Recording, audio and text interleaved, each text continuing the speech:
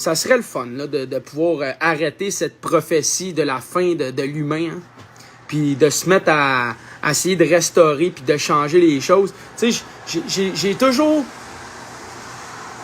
eu l'impression, peut-être que c'est de la folie, qu'on avait techniquement un supposé libre arbitre.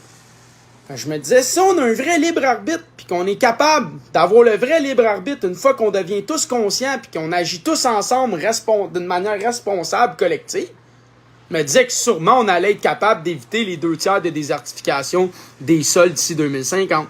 Je me disais que sûrement on allait être capable de contrer la déforestation, l'acidification des océans, la perte des récifs coralliens, qu'on allait arrêter de détruire les matières premières de manière complètement ridicule. Je me disais, il y a sûrement un moyen, si tout le monde ensemble, on se met à faire ce qui doit être fait, puis qu'on démantèle les marchés financiers, puis les oligopoles, puis les oligarches, puis les multimilliardaires, puis les trilliardaires, puis les quintilliardaires, puis qu'on défait des organisations comme le Vatican et qu'on redistribue ça aux humains, et que par la suite, on crée un système basé sur la commande qui fait que par commande, on extrait, on produit et on fabrique de la manière la plus durable, responsable et réparable possible. Je me disais peut-être qu'on pourrait être en mesure d'éviter la dépopulation ou la fin des temps écrits dans les religions. Puis là, je me souviens, ça me frappe encore. Jonathan, t'en as pas de libre arbitre. T'en as pas. C'est ton subconscient qui t'envoie tes pensées conscientes, puis ton subconscient, il a été programmé par la société, toute ta calice de vie. La radio, les pubs, les panneaux publicitaires, les conversations on the side, les messages subliminaux dans les flashs rapides, tes peurs, tes désirs, l'environnement, le langage, la culture. Là, je me dis, c'est pour ça qu'on n'est pas capable d'y arriver. Il n'y a personne de réellement conscient, finalement. La majorité n'est pas consciente. La majorité est subconsciente et guidée par cet instinct qui fait qu'ils ne contrôlent rien du quotidien.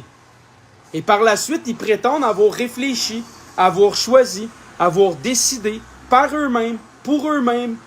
Mais ils ne réalisent même pas que le désir, l'envie, l'idée ou le problème a été suggéré, subliminalement implanté, que ça soit par les médias, par la génétique ou par l'environnement ou par le milieu culturel social.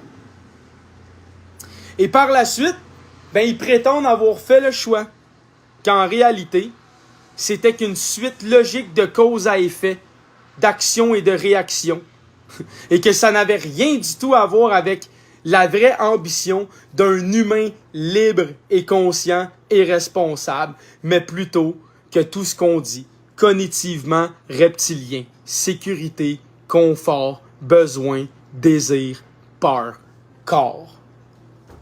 Voilà où que l'humain s'en va dans le champ. Pourquoi l'humain s'en va dans le champ? Parce que celui qui est le mal a chuchoté à l'oreille de l'homme. L'homme est conscient, mais lorsqu'il a peur, il ne l'est plus. Voilà. Il suffit à cette créature de te faire peur et de te chuchoter à l'oreille ton désir ou ta peur. Et l'humain conscient, est-ce qu'il prend vraiment le temps, lui? Ou tout de suite, bang, ça arrive. Tout de suite, bang, l'impulsion. Tout de suite, bang. Puis là, par la suite, on se rend compte, après une semaine ou deux, que même nos nouveaux souliers, notre nouvelle voiture, notre nouveau divan, notre nouvel outil, notre nouvel ami, après 2 semaines, c'est déjà estompé cette folie. Pourquoi? Parce que c'était pas humain, conscient et responsable, justement. Donc ça n'a pas duré dans le temps. Comme la civilisation humaine, comme tout ce que l'on construit avec une obsolescence programmée. Mais notre société, de la manière nous l'opérons, est inévitablement une obsolescence programmée qui démontre que tous les êtres humains qui participent à cette folie, dans la majorité, ne sont clairement pas conscients, responsables et libres, puisqu'ils arrêteraient de produire et de détruire la Terre, puisque beaucoup de choses que nous avons, nous n'en avons réellement pas besoin. c'est inutile. Surtout quand on regarde ce que ça nous coûte. Mais pour regarder ce que ça nous coûte, ben il faut être conscient, il faut être humain, il faut être responsable. Donc, pourquoi la majorité ne fait rien? Ben voilà, parce qu'il n'y a point de libre arbitre.